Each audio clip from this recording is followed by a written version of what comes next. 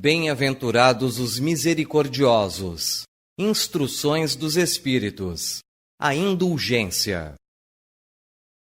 Espíritas, queremos hoje falar-lhes da indulgência, esse sentimento tão doce, tão fraternal, que todo homem deve ter para com seus irmãos, mas do qual tão poucos fazem uso. A indulgência não vê os defeitos dos outros. Se os vê, resguarda-se de neles falar, de propalá-los. Ela os oculta, a fim de que eles não se tornem conhecidos a não ser de si mesma. Se a maledicência os descobre, a indulgência tem sempre pronta uma justificativa para eles, mas uma justificativa plausível, séria, e não daquelas que com aparência de atenuar as faltas, mais as fazem transparecer com uma pérfida astúcia para salientá-las. A indulgência não se ocupa jamais dos atos maus dos outros, a menos que seja para prestar um serviço. Porém, ainda assim, tem o cuidado de atenuá-los tanto quanto possível. Ela não faz observações chocantes, nem traz censuras em seus lábios, mas somente conselhos quase sempre velados. Quando você critica um irmão seu, que consequências devem ser tiradas de suas palavras? A de que você, que censura, nunca teria feito o que condena nos outros? A de que você vale mais do que aquele que errou? Ó homens, quando será que vocês julgarão o seu próprio coração, os seus próprios pensamentos, os seus próprios atos, sem se ocuparem do que fazem os seus irmãos? Quando vocês terão olhos severos somente para vocês mesmos. Sejam, pois, severos para com vocês e indulgentes para com os outros. Pensem naquele que julga em última instância, que vê os mais secretos pensamentos de cada coração e, por consequência, desculpa frequentemente as faltas que vocês censuram ou lamenta as que vocês desculpam, porque ele conhece a intenção de todos os atos. Pensem vocês que acusam culpado, que talvez vocês tenham cometido faltas mais graves que essa. Sejam indulgentes, mais amigos, porque a indulgência atrai, acalma, soergue, ao passo que o rigor desencoraja, afasta e irrita. José, Espírito Protetor, Bordeaux, 1863. Sejam indulgentes com as faltas dos outros, quaisquer que elas sejam. Não julguem com severidade a não ser as suas próprias ações, e o Senhor usará de indulgência para com vocês, como vocês usaram de indulgência para com os outros. Sustentem os fortes, estimulando-os à perseverança.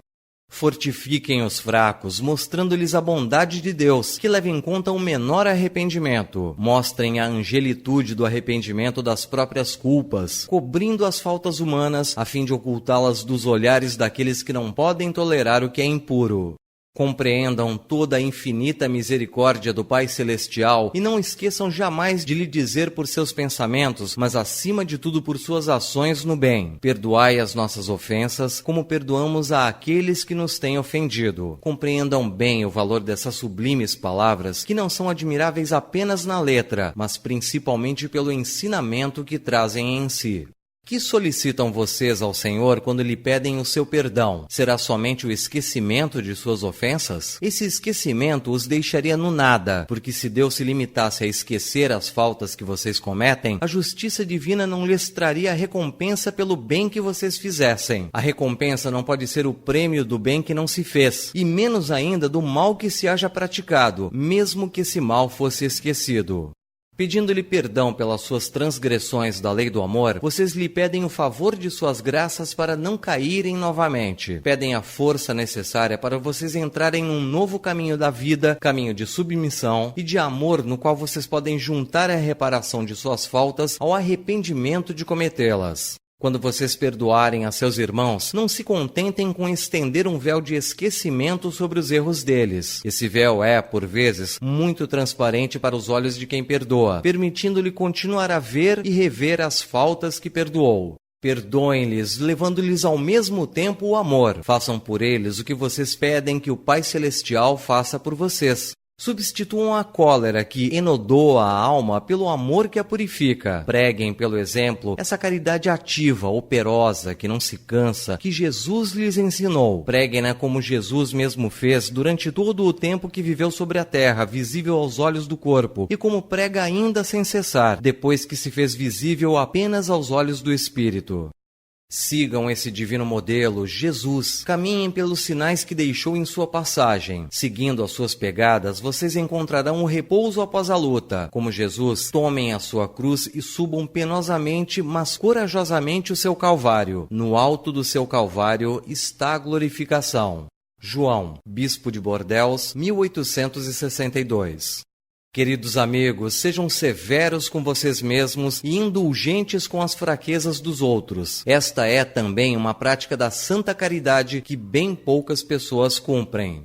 Todos vocês têm más tendências a vencer, defeitos a corrigir, hábitos a reformar. Todos vocês têm um fardo mais ou menos pesado para dele despojar-se, a fim de subir ao cume da montanha da evolução. Por que então vocês são tão clarividentes quando se trata de ver as faltas do próximo e são tão cegos quando se trata de faltas de vocês mesmos? Quando vocês deixarão de perceber no olho de seus irmãos o pequenino cisco que os incomoda, sem prestar atenção na lasca de madeira que está em seus próprios olhos, tirando-lhes a visão de seu verdadeiro caminho e fazendo-os tropeçarem de queda em queda moral? Creiam nestes seus irmãos os espíritos. Todo homem bastante orgulhoso para crer-se superior em virtudes e méritos aos seus irmãos encarnados é insensato e culpado.